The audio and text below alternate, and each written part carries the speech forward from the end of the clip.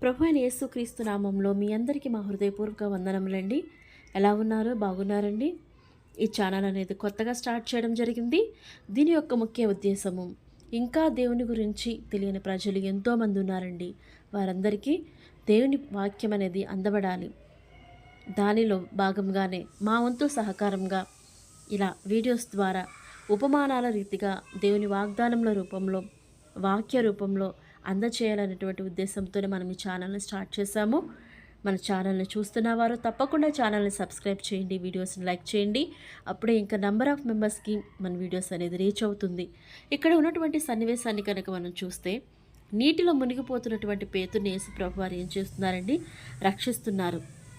దానికంటే ముందు జరిగిన సన్నివేశం ఏమిటి అనంటే, కొంతమంది జనాంగం ఉన్నప్పుడు వారికి ఉపమానంలో బోధించి యేసు ప్రభు వారు అలాగే అతనితో పాటు శిష్యులు బయలుదేరుతారు.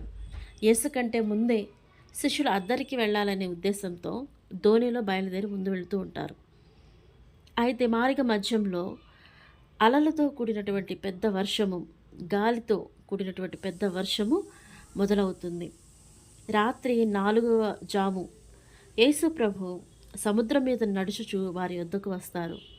ఆయన సముద్రం మీద నడుచుట శిష్యులు చూసి భయముతో భూతము భూతము అని కేకలు వేస్తూ ఉంటారు.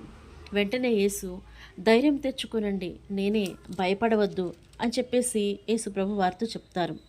వెంటనే పేతురు, ప్రభువా, నీవే అయితే నీళ్ల మీద నడిచి నీ యొద్దకు వచ్చుటకు నాకు ఆజ్ఞ ఇమ్ము అని చెప్పి పేతురు అడుగుతారు. ఆయన అడగగానే యేసు ప్రభు రమ్మని సెలవిస్తారు. యేసు రమ్మనగానే పేతురు ధోని దిగి యేసునొద్దకు వెళ్ళటానికి నీళ్ల మీద నడుస్తాడు. కానీ గాలిని చూచి భయపడి మునిగిపోబోతాడు. వెంటనే, ప్రభువా, నన్ను రక్షించు అని కేకలు వేశాను. వెంటనే యేసు చేయి చాపి అతని పట్టుకొని, అల్పవిశ్వాసి, ఎందుకు సందేహపడితవని అతనితో చెప్పాడు. వారు ధోని ఎక్కినప్పుడు గాలి అణిగెను. అంతటా ధోనిలో ఉన్న వారందరూ నిజముగా ఈయన దేవుని కుమారుడు అని యేసు ప్రభుకి మొక్కారు. ఇక్కడ ఉన్నటువంటి సన్నివేశంను బట్టి మనం తెలుసుకోవాల్సింది ఏమిటి అనంటే, మన చుట్టూ ఉన్నటువంటి సమస్యలను చూసి మనం ఇప్పుడు భయపడకూడదండి. సమస్యల వైపు మనము చూడకూడదు. వాటికంటే గొప్పవాడు, వాటిని అధిగమించగల శక్తి ఇచ్చేటువంటి గొప్పవాడైనటువంటి యేసుక్రీస్తు వైపు మనం చూడాలి.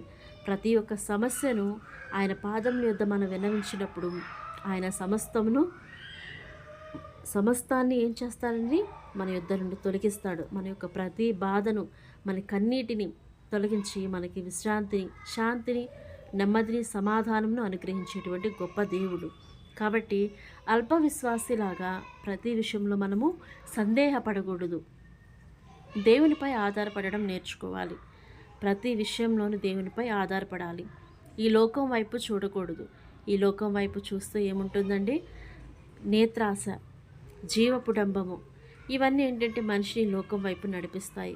కాబట్టి మనము లోకం వైపు చూసేవారిగా కాకుండా దేవుని వైపు చూసేవారిగా ఉండి ప్రతి విషయంని దేవుని యొక్క పాదముల యొద్ద విన్నవించుకుంటూ ప్రభువులో ముందుకి సాగాలి.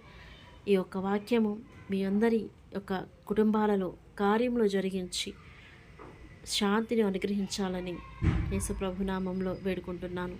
ఆమెన్.